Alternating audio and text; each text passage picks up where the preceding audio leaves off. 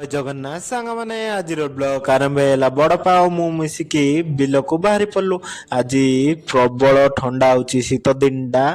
ଆମ ଧାନ ଫସଲ ଧାନ ଗଛ ସବୁ ବାରିହା ଚକୁଡା ଚକୁଡି କରିକି ଗୋଟେ ସାଇଡର ଖରାପ କରିଦେଇଛି। ସେଥିପାଇଁ ହେଲି ବାଉଁଶ ଆଉ ଟେଣ୍ଟ କନା ଧରିକି ବିଲକୁ ପଳେଇ ଆସିଲୁ।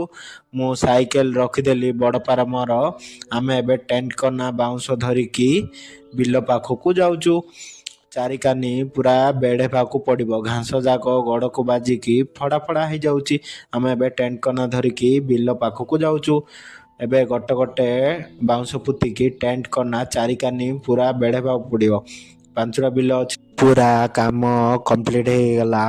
ପୁରା ପାଞ୍ଚଟା ବିଲ ଯାହାର। ମୋ ଭିଡ଼ିଓ ଯଦି ଭଲ ଲାଗୁଛି like comment share subscribe bail icon ଦବାଇ ଦିଅ ସାଙ୍ଗମାନେ।